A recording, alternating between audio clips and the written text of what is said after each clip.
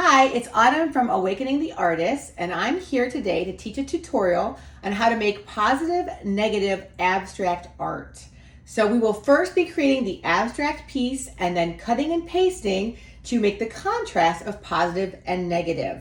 I'll go over some of the materials that you'll need as I'm showing them and some of the directions to help this flow as easily as possible, keeping in mind that art creates itself and we're going to allow imperfections that we might judge to happen for the artist to feel completely supportive and confident in creating art.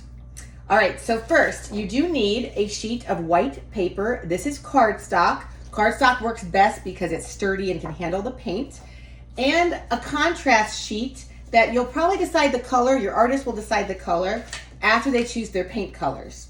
So I have two different ones to show because I'm going to do two different designs here. But my paint colors that I've chosen are a metallic copper, pink, and green.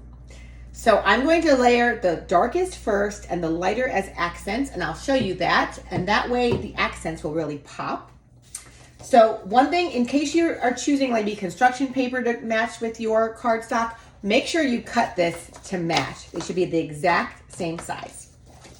Okay, so when we begin, I always tape down the piece of white paper because you want to allow the motor activity to be free and not be moving that paper, and it can be a hassle if you're constantly fixing it. So I have some newspaper here as a barrier on my table, taping this piece right down. I'll remove it carefully to not pull off the back when it's time.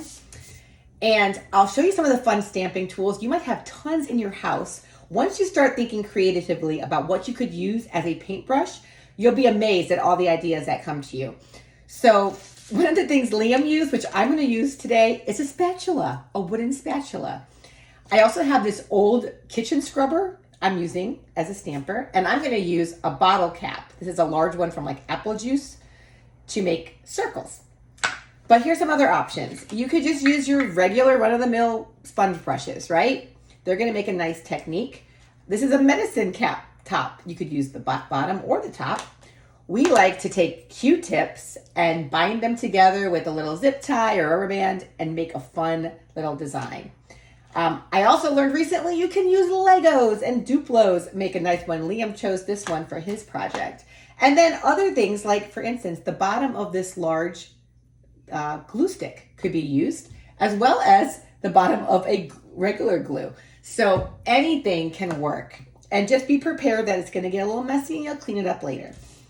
Okay, so the first thing, you'll have your artist choose the colors that they want to work with and the stamping tools. Now for Liam, I set them up into kind of categories. And I said, okay, here's two larger items to choose from. Here's two, here's two. So you can do it that way to kind of narrow the choices, or you can put all the options out and let your artist choose. So to begin, we're going to put some of the paint of the darkest color onto paper plate, and each color needs its own paper plate because you kind of have to smooth it out and use it for like a stamping layer. So I'm going to go ahead and put some copper metallic here and take my tool. And the idea is dipping. Maybe I'm going to go ahead and spread it out to start with. So you can work on that skill of spreading out paint to make like a layer. And then this is going to be fun because this tool, as I apply it, I can make all different angles and directions as I'm spreading the paint. There doesn't have to be a rhyme and reason of how you're spreading it. You're just covering this page. And one challenge might be going in different directions. I know sometimes Liam might just want to do it downward, and that's okay too. So whatever works for your artist, and then maybe expand a little bit by helping them move their arm in a different direction. And you're going to look for the pieces of extra paint on the page to spread before you always dip for more, because it will leave some texture, but it will take longer drying time if you have globs. But globs happen, not a big deal, so you don't have to be OCD about it. If you see a glob, maybe try to get it. If not, it's okay. I'm going off the paper here to get the edges so that you can see why it's important to have newspaper. And you're just going to keep spreading and spreading. I like this tool because I can make all different angles and designs with it. It gives that textured appearance.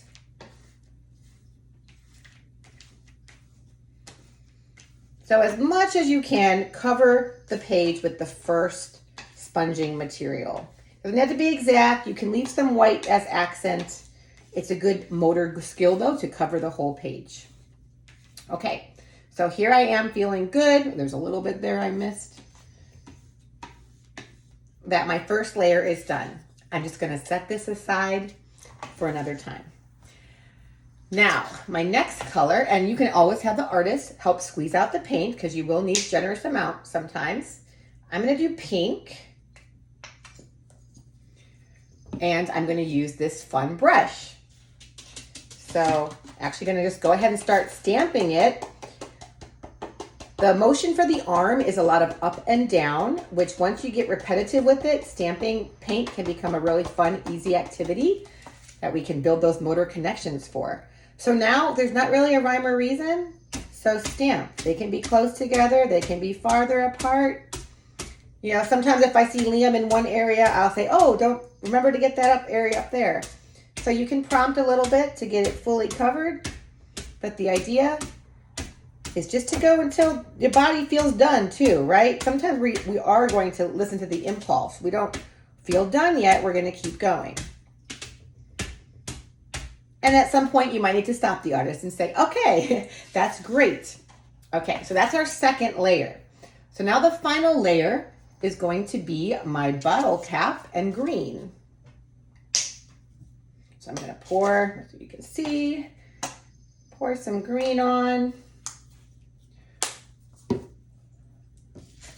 Okay, so now we have to kind of spread this. So we're gonna carefully use the lid, not pushing down too far, because I've noticed in bottle caps, paint will kind of get stuck inside, but it doesn't have to be perfect.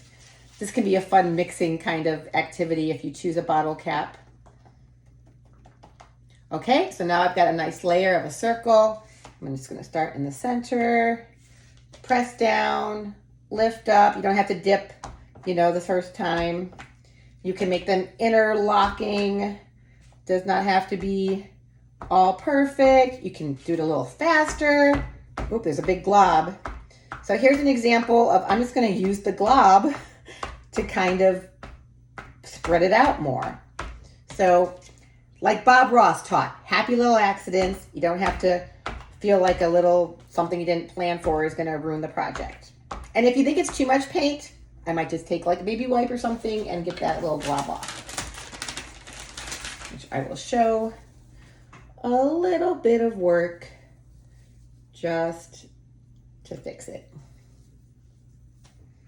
That just keeps it a little bit more consistent, which I like. But your artist, might not care about that, and be sure to ask. If something happens, like ask the artist so they can communicate openly. Do you want to fix that or do you want to leave it as it is? Because that's important. So I'm just going to keep stamping till I feel these circles are complete. All right. I'll be able to show you this, and I actually have them dried so I can start right with the next aspect of this project. Okay, so here's my finished abstract piece up close. You can see all those differences in texture and color popping through. You would want to let this dry for probably 2 hours at least if you used acrylic paint. So you have it super, super completely dry for the next step. All right, so I'm back for the next step. I made 2 of these sheets so I can show 2 different shapes. These are dry, completely dry, because I will need to be able to fold them in half without the paint smearing. So make sure they're dry. And then I chose the accent colors of the pink and the green as my contrast. So sometimes you're not going to choose the color until you actually create the project and you look at it and say, I really want to use that to pop. So give that space for your artist to not choose the contrast color until after they create their piece. Okay, so first things first, I'm going to decide my shapes. So the first one I decided I'm going to do a diamond. A diamond will be 2 cuts. So 2 lines, 2 cuts, probably the easiest of all shapes. Liam chose a circle, which was a little bit more complicated cutting, which I helped him with. So you can also do that. So go ahead and have your artist fold their sheet directly in half. And then you can eye this up, or you can actually use a ruler. I have a nice straight edge here that has a little gripper I really like. So if I looked for the center piece, let's see, this is 8.5. So that would be 4.25 would be my center. So I go to 4.25 and I mark it with a little circle. So I know I want my lines to come that way. And so maybe I want to start then just 1 inch up. So I'll mark a little mark here. 1 inch on that side. Let's actually do a little bit farther. Let's do 1.5. 1.5 inch up that way, and 1.5 inch up down this way. And now I have my connecting point, so you can make those prompts bigger for your artist. Okay, so now I've got these 3 dots I can use as prompts. I'm gonna go ahead and line up my straight edge here to 1, to the other, and then I'm going to cut that out. Now, if you felt like maybe your artist couldn't cut through this thick paper, you could also use a little template and make it instead, and you help with this part. So they're still getting the cutting practice, they're still getting the tracing practice, but maybe you're doing the final project, the cutting. Nothing wrong with that if the assistance is needed. But also, if the cutting isn't perfect, that's okay too. Doesn't have to be an exact diamond. So here we go. First shape out. When you open it, oh, mine was a little tacky still, but you should have a missing shape. And then here you will have the other shape. So you will have these lines that are already prompted.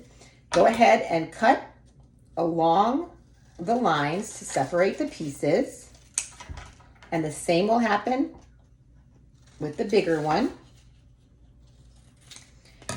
And then you're going to have 2 different sets, and you don't need one of them. You can save it for a different project or scrap paper for something else, but you're only going to need one. So here's where I have the artist decide. Do you want the bigger side to be on the left or the right? So they can choose the direction of their biggest piece. So I'm going to set that aside. Let's pull out the green. Here's the contrast paper. Let's say that the artist chose the right side. We're going to go ahead and put some glue on the back of this. I love glue sticks. They're easy to grip and use, but you could also spread with some Elmer's glue if you need to. And this one's falling apart, which you'll have happen sometimes as they get old. I think that was the end of that. Good thing I have more glue here. All right, and then I'm just gonna line it up. It should fit exact as you can, and press down. And it needs to be dry for this part too. I noticed some of my larger pieces were a little tacky. Okay, so let's grab the other glue stick I have somewhere. Here we go. All right, so now you should have this step, and to mirror, to show the contrast, you're going to put that diamond as if it's matching up with the other diamond that's now green. So a little bit more glue on that one.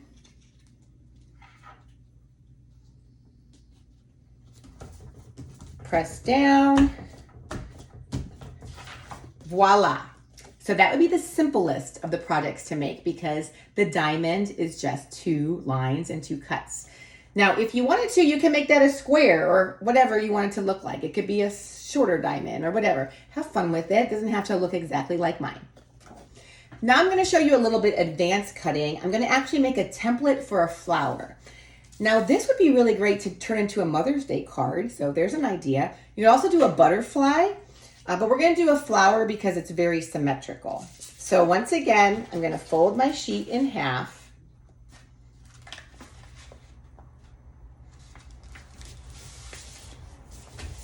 And then I'm going to actually use cardboard because it's the easiest, largest template to kind of make and trace. Now you don't have to make the entire flower. You just got to make one petal. So I'm going to make one petal, just drawing it out. This is something you could help your artist trace, or you could do yourself. they could do as best as they could.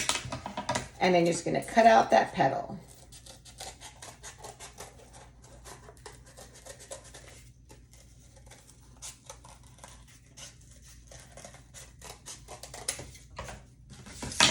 Now the best way to do this, I would say, is find the midpoint of the paper. Once again, it's going to be 4 1/4. And you could start by tracing your first flower petal right there with the edge against the paper. Okay, first petal. I'm just going to make 3. So I'm going to overlap it a little bit. So that means I might not trace the full, let's see, actually I'm going to line it up really good. Okay, if your petals overlap at all, you won't cut on the lines that overlap. You'll only cut the outer. But this actually fits really good, so I'm going to go ahead and trace my next 2. Little tight squeeze. Okay, so then I have a half template of a flower. So now I cut. And so this requires a lot more advanced cutting skills, turning the page. But I'll tell you what, if your artist was willing to try this and it came out a little bit looking like a flower that was unique, more power to them, whatever works. Don't be hung up on that it has to look precise. The cool thing is it will mirror no matter what shape is cut out.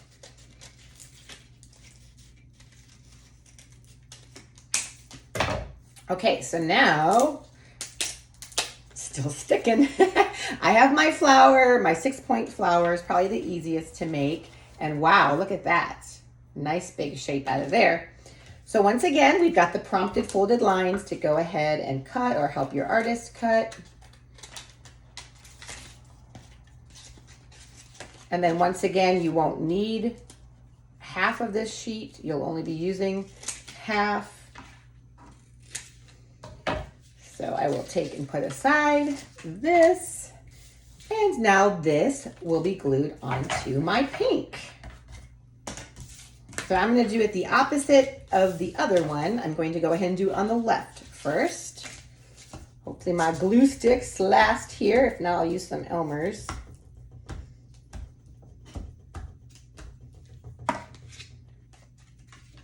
So we line up once again as best as we can. Press down. Ooh, I really like this pink. This pink contrast paper really pops. You might need to add a little bit more glue like I'm doing if it's not sticking, because this is pretty, once you put paint on paper, it makes it pretty thick. So sometimes it needs a good bit of glue to really stick down. And then my flower gets glue.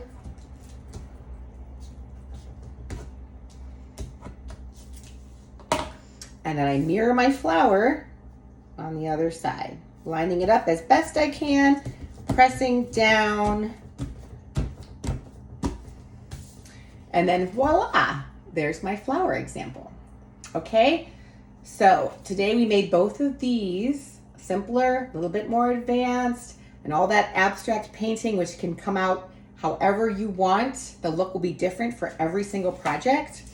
And making templates can be super easy and fun. So then we're going to get to the creative writing assignment, because I think every time you make a craft, it can stir up so much creativity in you that can be expressed poetically or in a prose. So we're going to do a poem, just 3 lines. Let's stick with the motif because we have 3 colors, 3 stamping tools. So how about 3 lines of opposites? And that's inspired because we're doing the contrast, right? The quietness and then the pattern.